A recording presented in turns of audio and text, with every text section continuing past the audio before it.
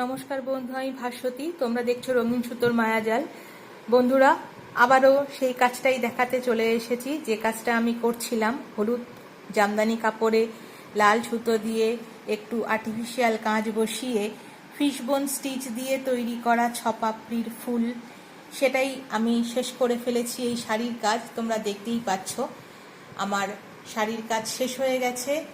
আমি যেমন প্রত্যেকটা ভিডিওতেই তোমাদেরকে বলি যে আমি যখন কোনো কাজ করি সে কাজটা আমি শেষ করে নিয়ে তোমাদের কাছে চলে আসি সেটা দেখাতে।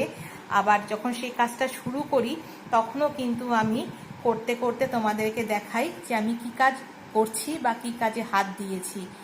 তো শাড়িটা শেষ করে নেওয়ার পরে তোমাদেরকে দেখাতে চলে এসেছি। এরকম ফুল 30টা আছে পুরো শাড়ির জমিতে, আঁচলে, সবটাতেই নিয়ে। কারণ ফুলগুলো তোমাদেরকে যখন করছিলাম তখনও বলেছিলাম ফুলগুলো বেশ বড় বড় ছিল, ওই জন্য 30টা ফুলেই কিন্তু শাড়িটা পুরো কভার হয়ে গেছে। বেশ জমকালেও দেখতে লাগছে। আর আমার তো আমার নিজের কাজ দেখতে ভালোই লাগে। তোমরা অবশ্যই করে জানাতে পারো আমার কাজ, আমার এই ছোট ছোট কাজগুলো তোমাদের কেমন লাগে দেখতে। আর আমার এই ভিডিওটাকে অবশ্যই আবেদন থাকলো লাইক করবে, আর চ্যানেলটাকে সাবস্ক্রাইব করবে, বন্ধুদের সাথে শেয়ার করবে। এইভাবেই আমাকে পাশে থেকো, আমার পাশে থেকো, আমার কাজকে দেখো।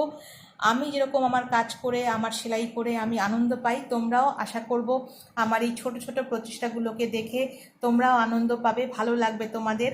মন ভালো থাকলেই সব কিছু ভালো থাকে, এটা আমি বিশ্বাস করি। আর আমার এই বিশ্বাসের প্রতিফলনটাই হচ্ছে আমার এই ছোট ছোট কাজ। এই সেলাই করে আমি খুব আনন্দ পাই, আমার মন ভালো থাকে, সঙ্গে আমিও ভালো থাকি।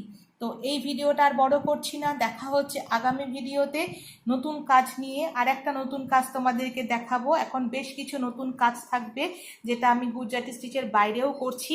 সেই কাজটা যখন করব তখনও তোমাদের সাথে আমি শেয়ার করব।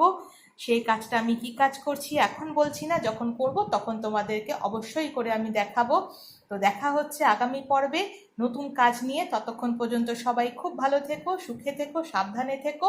আর কি বলবো, কিছু বলার নেই। তো টাটা।